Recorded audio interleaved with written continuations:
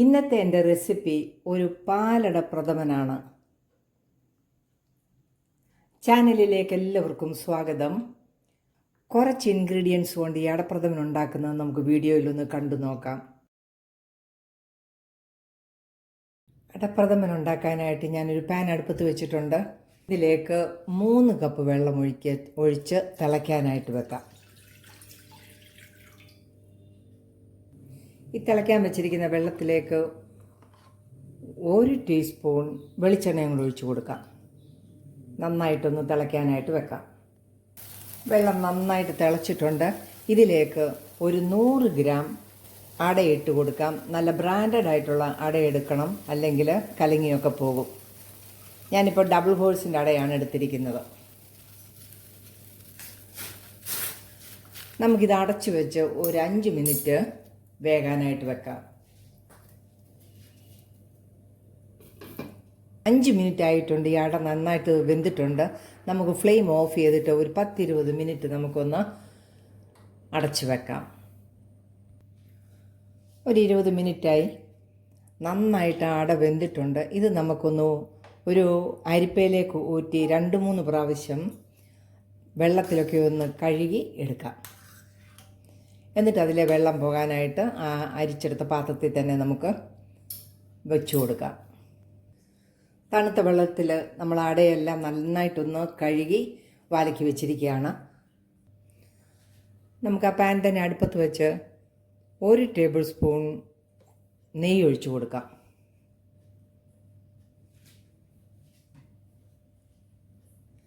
നമുക്ക് ഈ തേങ്ങാക്കൊത്തും റേസിൻസും കാഷ്യൂനട്ടും ഒക്കെ ഒന്ന് വറുത്തെടുക്കാം.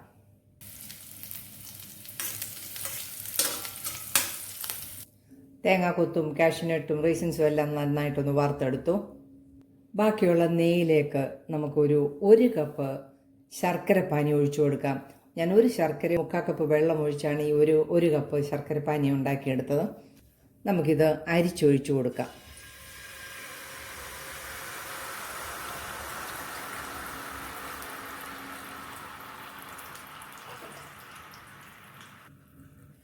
ശർക്കരപ്പാനി ഒന്ന് നന്നായിട്ട് തിളച്ച് വരട്ടെ. ശർക്കരയിലെ വെള്ളമെല്ലാം വറ്റിയിട്ടുണ്ട്. ഇതിലേക്ക് നമുക്ക് അടയിട്ട് കൊടുക്കാം. പിന്നെ 1 ടേബിൾ സ്പൂൺ നെയ്യും കൂടി ഒഴിച്ച് ഈ അട ഇതിനകത്ത് കിടന്ന് നല്ലപോലെ ഒന്ന് വരട്ടിയെടുക്കാം.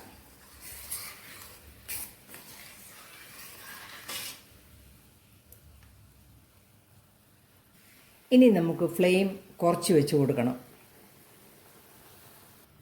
ഇതിലേക്ക് 1 ടീസ്പൂൺ ഏലക്കയുടെ പൊടി ഇട്ട് കൊടുക്കാം. ഒരു 1/4 ടീസ്പൂൺ ചുക്കുപൊടി ഇട്ട് കൊടുക്കാം. ഒരു 1/4 ടീസ്പൂൺ ജീരകത്തിൻ്റെ പൊടിയും ഇട്ട് കൊടുക്കാം. എല്ലാം കൂടെ വെള്ളം വറ്റി ഇതിനകത്ത് കിടന്ന് വരട്ടിയെടുക്കണം. ഇതിൻ്റെ കൂടെ 1 നുള്ള് ഉപ്പും കൂടെ ഇട്ട് കൊടുക്കാം.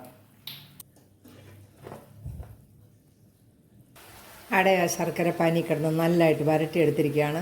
ഇതിലേക്ക് 2ാം പാൽ ഒരു 1.5 കപ്പ് ഒഴിച്ചു കൊടുക്കാം. ഇതിൽ കിടന്ന് ഈ പ്രഥമനൊന്ന് നന്നായിട്ടൊന്ന് വറ്റി വരണം. നമ്മൾ 2ാം പാൽ ഒഴിച്ചത് നല്ലപോലെ കുറുകി വന്നിരിക്കുകയാണ്. ഇതിലേക്ക് നമുക്കിനിയും കാഷ്യൂനട്ടൊക്കെ ഇട്ട് കൊടുക്കാം. നന്നായിട്ട് ഇളക്കി കൊടുക്കാം. ഇനി നമുക്ക് 1ാം പാൽ ഒഴിക്കാം. 1ാം പാൽ ഒഴിക്കുമ്പം തിളപ്പിക്കരുത്. ഞാൻ 1 കപ്പ് 1ാം പാലാണ് എടുത്ത് വെച്ചിരിക്കുന്നത്. അത് നമുക്ക് കുറേശ്ശെ ഒഴിച്ചു കൊടുക്കാം. നല്ല കുറിയ 1ാം പാലാണ്. നന്നായിട്ട് ഇളക്കി കൊടുക്കാം.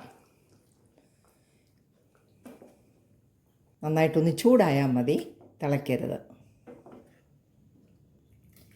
ഇനി അഥവാ നിങ്ങൾ 2ാം പാൽ ഒഴിക്കുമ്പം ഇച്ചിരി നീണ്ടു വന്നിട്ടുണ്ടെങ്കിൽ 1 ടീസ്പൂൺ കോൺഫ്ലവർ ചേർത്ത് ആ 2ാം പാൽ കുറുക്കിയെടുക്കണം. ഞാനിപ്പോൾ ഇത് കറക്റ്റാണ് കുറുക്കിയെടുത്തിരിക്കുന്നത്.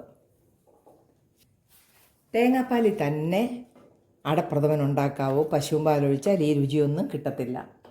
ഇനി ഇതിലേക്ക് നമുക്ക് 1 ടേബിൾ സ്പൂൺ നെയ്യും കൂടെ ഒഴിച്ച് കൊടുക്കാം. ഫ്ലെയിം ഓഫ് ചെയ്ത് കൊടുക്കാം. നന്നായിട്ടൊന്ന് ഇളക്കി കൊടുക്കാം. ഓണത്തിന് എല്ലാവരും ഈ സിമ്പിളായിട്ടുള്ള അടപ്രഥമൻ ഉണ്ടാക്കണം. എൻ്റെ വീഡിയോ ഇഷ്ടമായാൽ ചാനൽ ലൈക്ക് ചെയ്ത് സപ്പോർട്ട് ചെയ്യാൻ മറക്കല്ലേ. വീണ്ടും നല്ല വീഡിയോയുമായിട്ട് വരുന്നത് വരെ ബൈ.